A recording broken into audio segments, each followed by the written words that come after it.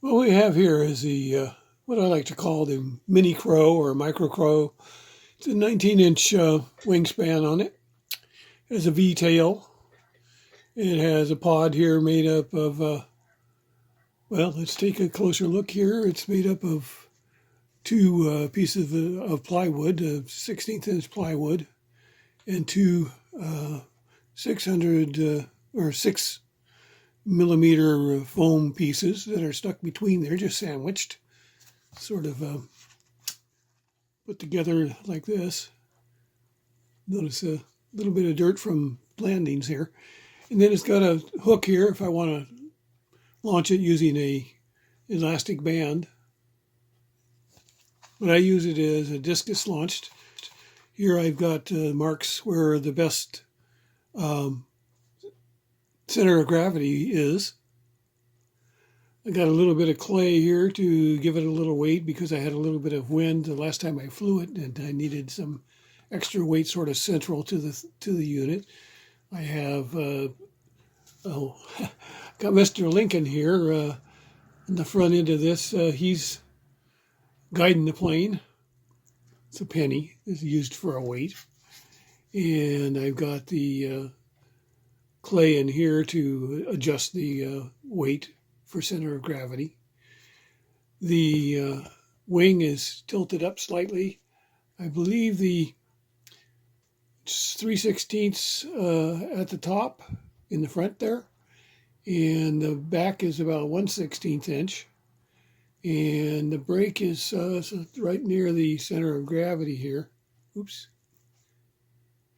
So it's flat to there, and then it slopes down to there to give the wing a little bit of, at least the center part of the wing, a little bit of a slow flyer type situation.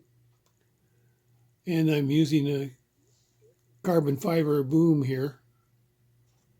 The V-tail is basically the same as what I'll show you is going to be the tail assembly. I've made the angle here 130 degrees, and then I'm able to adjust these up and down here. You notice I got a slightly up tilt on that one and on that one. And if you do a little bit more on one than the other, you can make it go to the left or to the right. The wing is covered completely on the top side with this yellow backing tape. I have reinforced the wings at this point with just some regular clear tape. On the bottom side, just to give some contrast, I left the tape off the last, or the following edge, but the leading edge has tape on it. That's also to balance out, to keep it from curving, because the tape tends to make it curve towards the tape when you put it on there. So it balances that out somewhat. And so this is foam board, and this is a paper plate, or not paper, but a foam plate. Oh, I also have a piece here of balsa wood, and that's to give it a little bit of a down direction on the unit when the thing is launched at a high rate of speed as a discus launch glider, or for that matter with the rubber band. But the point is that it helps to keep it from just looping. But as soon as the speed drops down, of course, it doesn't have much influence on the plane. What else should I tell you about this? I guess that's pretty much it. And we'll look at the different techniques that I use to generate this thing. Sometimes you do have to glue the edges down here after you've used this for a while. For example, on the top side, especially since it's curved, I had to put some glue on the back here and press this down to make it stay down, because the tape, after a while, it will pull loose. So it's wrapped around the edges here. And by the way, this wing as you can see, it is shaped. I've used some sandpaper to shape it. It has the wedge like you would see on a lot of people's discus launch gliders. The so-called stand foil. And the shape back here is just that this has been sanded down to give a curve. Here we have the plan for the main wing.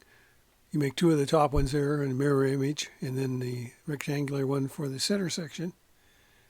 And these are made out of Depron in my case.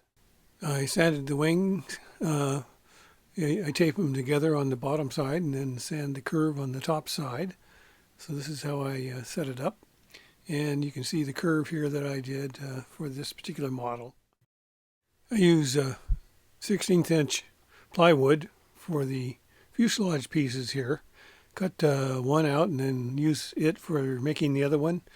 Here's the plan for the fuselage section and the wing mount.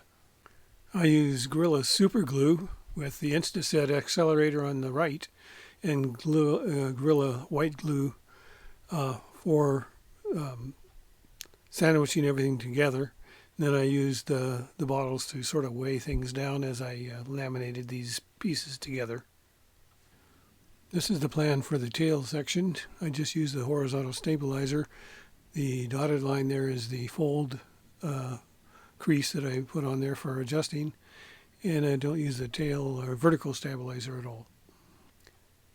I make the 120 degree angle using my cutting board here, and then I use a little Gorilla Glue to stiffen things when it dries. I don't use the tail section, of course, or the vertical stabilizer at all.